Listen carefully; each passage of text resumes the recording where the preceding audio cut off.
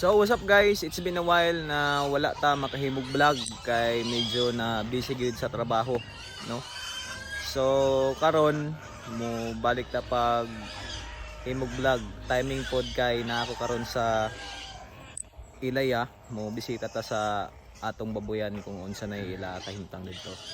Tara. So di ana ta. Time check is already 4 PM, then mao day saba na kay ting bahog naman day karon.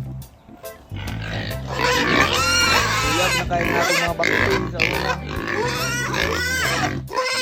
Wala pa man yung mga buot. Karon grabe nakadagko. Diba? So ang atong mama pig, test ko siya.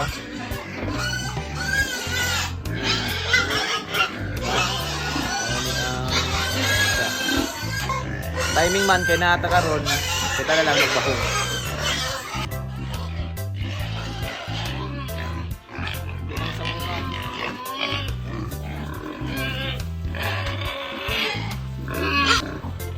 Angat.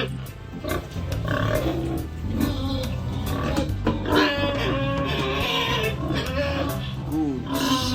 Mao ni siya ang feeds, then mao ni ang upa. So mao ni ato isagol. Kining upa, grabe niya ka katol, labi na sensitive ka og palis. Manang kung magbabuyan ka, bawal gyud ang artigon. So, bugaw na tong mga manok kay usay mao nang magdalag sakit. Kay na perting sa baa. So karon piskol na kaayo kay puro na nagpakataon. Samot na ning mga gagmay.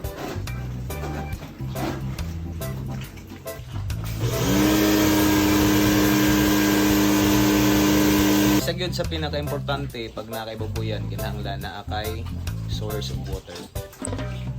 Sa ani.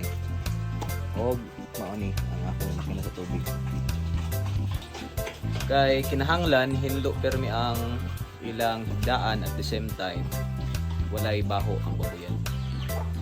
Hangak, dili magpakaugdaghan. Karon ang sulod nato himuon magpaaso ta para pawala sa mga bakterya nga dala sa hangin. Gamit ang butanganan og itlog. Gusto ni siya, goods ni siya pang paaso. So nag-aso-aso na siya. Diyan na sa ibutang. So tapos na ug mao na to. See you in the next vlog. Bye.